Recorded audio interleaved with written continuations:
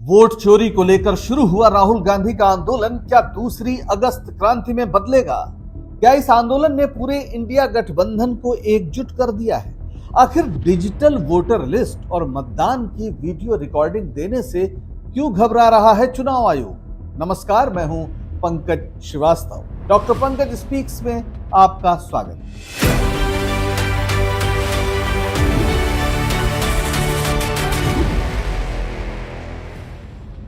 11 अगस्त 2025 ये एक ऐतिहासिक तारीख बन गई है। लोकसभा में नेता प्रतिपक्ष राहुल गांधी ने वोट चोरी को लेकर एक ऐसा आंदोलन शुरू कर दिया है जिसकी बहुत दिनों से सुगबुगाहट थी। राहुल गांधी, प्रियंका गांधी, मल्लिकार्जुन खड़गे से लेकर अखिलेश यादव तक एनडीए गठबंधन के दलों के तमाम नेता सभी सड़कों पर उतरे। विपक्ष के 300 सांसद चुनाव आयोग तक जाना चाहते थे, लेकिन दिल्ली पुलिस ने उन्हें रोक दिया। दुनिया के सबसे बड़े लोकतंत्र में सांसदों को भी सड़क पर नारे लगाते आयोग तक जाने की इजाजत नहीं है। कैसा है ये लोकतंत्र? बहरहाल अंत में इन सब सांसदों को हिरासत में ले लिया गया, नेता बसों में भर दिए गए और थाने ले जाए गए। इस बीच क्या बोला प्रियंका और राहुल ने बस में बैठे बैठे, वो भी सुन लीजिए।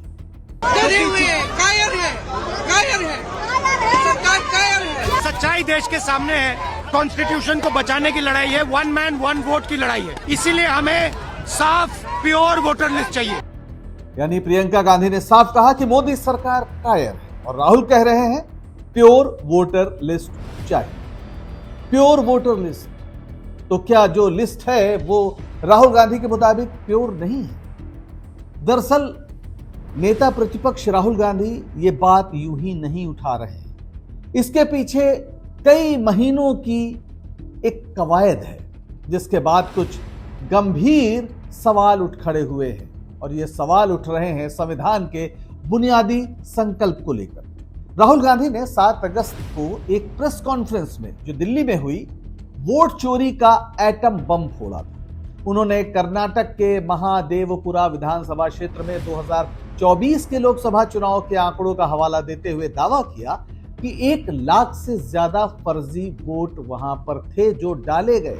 इनमें 11,965 डुप्लीकेट वोटर थे, 40,000 से ज्यादा फर्जी पते पाए गए, 10,452 एक ही पते पर तमाम वोटर, 80 वोटर एक कमरे के मकान थे और 33,692 नए वोटरों की ऐसी लिस्ट जिनकी उम्र 70 और 80 साल है। जाहिर है ये सारा कुछ फर्जीवाड़ा था, लेकिन इसे पकड़ना बहुत मुश्किल था क्योंकि चुनाव आयोग ने डिजिटल वोटर लिस्ट देने से मना कर दिया था। ऐसी लिस्ट दी थी जिसकी आप फोटोकॉपी भी नहीं कर सकते, ना स्कैन कर सकते थे।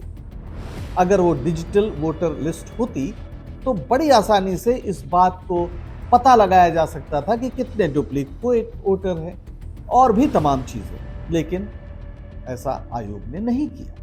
राहुल गांधी का कहना है कि ये चोरी थी जो सिर्फ कर्नाटक तक सीमित नहीं थी, बल्कि उत्तराखंड, मध्य प्रदेश, छत्तीसगढ़, हरियाणा और महाराष्ट्र के विधानसभा चुनाव में भी ऐसी ही चोरी करके भारतीय जनता पार्टी ने सरकार बनाई। उन्होंने चुनाव आयोग पर बीजेपी के साथ मिलकर वोटर लिस्ट में हेरफेर करने का आरोप लगाया और राहुल गांधी साफ कह रहे हैं कि ये लोकतंत्र पर हमला है। 8 अगस्त को बेंगलुरु में वोट अधिकार रैली में उन्होंने इस मुद्दे को जन जन तक पहुंचाने का आह्वान किया था और ऐसा लगता है कि इस लड़ाई को उन्होंने जन आंदोलन बना दिया है, खासतौर पर दिल्ली में 11 अगस्त को जो हुआ उसे देखते हुए। ये जो लड़ाई है, मैं थोड़ा क्लियरली बोलना चाहता हूँ। देखिए, अब ये राजनीतिक लड़ाई से आगे निकल गई है, ठीक है। अब ये देश की जो आत्मा है, स्पिरिचुअल देश का जो आत्मा है, उसके लिए लड़ाई हो रही है। कॉन्स्टिट्यूशन की लड़ाई है। One man one vote constitution का फाउंडेशन है। वन मैन वन वोट के बिना कॉन्स्टिट्यूशन का कोई मतलब नहीं है और हमने क्लियरली दिखाया है कर्नाटक में कि वन मैन वन वोट नहीं है। Multiple man multiple vote, one man multiple vote, सारा कुछ चल रहा है, ठीक है। तो ये अब लड़ाई पूरी की पूरी ऑपोजिशन लड़ रही है और हिंदुस्तान के जो युवा हैं उनको ये बात समझ आ गई है। आयोग की ओर से बार बार ये सवाल उठ रहा है कि राहुल गांधी जो आरोप लगा रहे उसका एक हलफनामा दे दें। हालांकि जिस नियम के तहत आयोग ऐसा कह रहा है वो वोटर लिस्ट में फर्जीवाड़े पर लागू नहीं होता। वो 30 दिन के अंदर ड्राफ्ट लिस्ट को दुरुस्त करने के लिए। राहुल गांधी कह रहे हैं कि ये सारा डेटा तो इलेक्शन कमीशन का ही है, तो शपथ पत्र कैसा? ये सुनिए। अरे भाई, उन्हीं का डेटा है, वो अपने वेबसाइट से वही डेटा निकाल दें। मेरा डेटा थोड़ी है कि मैं साइन करूं, उनका डेटा है। आप उठाइए अपना डेटा, हमने आपको ही दिया है, आप उसको अपने वेबसाइट में लगा दीजिए, पता लग जाएगा आपको। मतलब डिस्ट्रैक्ट करने का काम है, ठीक है। और एक और बात, आप ये मत सोचिए कि सिर्फ बेंगलोर में हुआ है ये देश में अलग अलग कंस्टिट्यूएंसीज में हुआ है। और इलेक्शन कमीशन जानता है, इलेक्शन कमीशन जानता है कि वो उसका जो डेटा है वो फटेगा।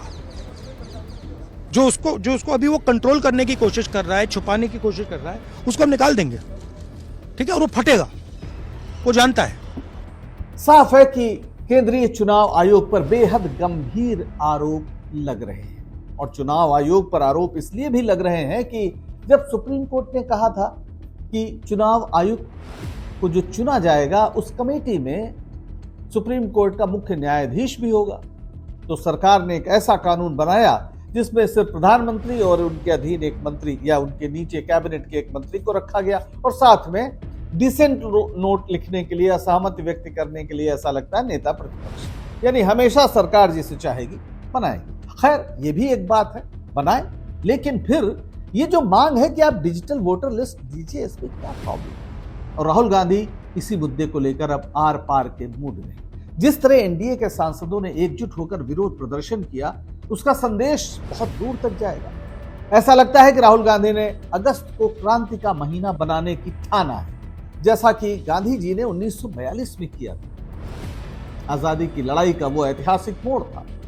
महात्मा गांधी ने नारा दिया, भारत छोड़ो, और 5 साल में अंग्रेजों को भारत से जाना पड़ा।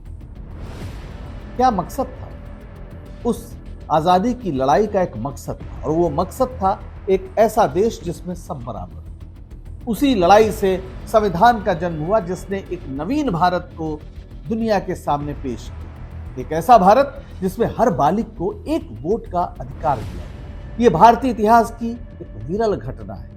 इसने समाज के सबसे निचले पायदान पर खड़े लोगों को यह अधिकार दिया कि वे अपना शासक खुद चुने, अपना राज बनाए। लेकिन आरएसएस यानी राष्ट्रीय स्वयंसेवक संघ आजादी की उस लड़ाई में अंग्रेजों के साथ था, जिसकी बनाई भारतीय जनता पार्टी आज देश की सत्ता संभाले हुए है।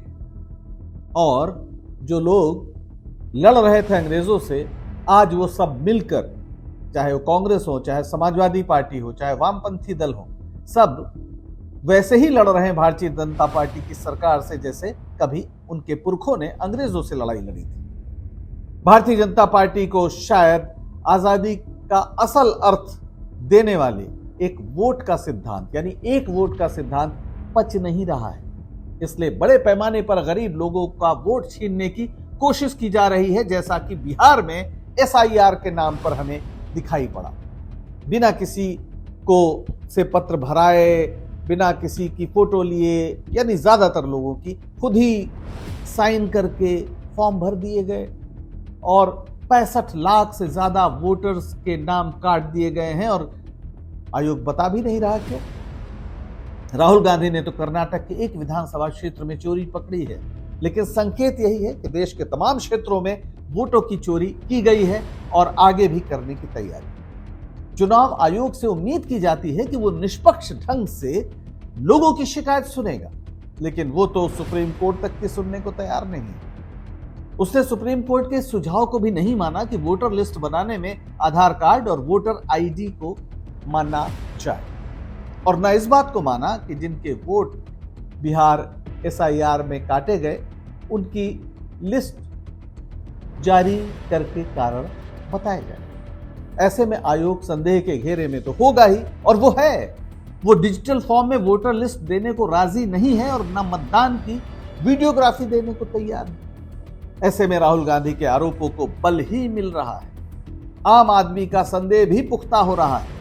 अगस्त क्रांति की भावना को मोदी सरकार भी समझे, वरना अपनी आजादी और वोट के अधिकार को बचाने के लिए जनता खड़ी हो गई तो उसे रोक पाना मुश्किल है। आज के लिए बस इतना ही। अब दीजिए इजाजत और डॉक्टर पंकज स्पीक्स के वीडियो को लाइक करिए, शेयर करिए और चैनल को सब्सक्राइब करिए। नमस्कार।